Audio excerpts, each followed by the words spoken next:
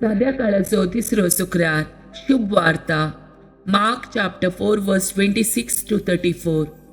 जेजून परत्यान म्हळें, देवाचे राज हे परी म्हणयेर एक मनीस आपल्या शेतान बी ओंबता.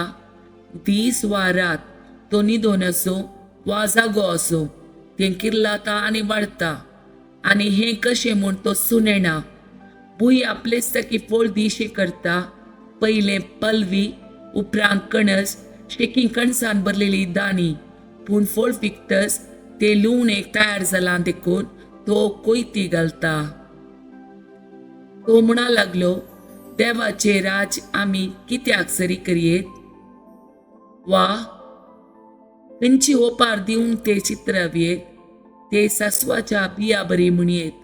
मातयेंत ओंपलेल्या वेळार, ते भुंयत रोयलेल्या वेळार सर्व बियां कणा प्रास ल्हान, पूण ओंपतस ते किर्लोन वाडटा.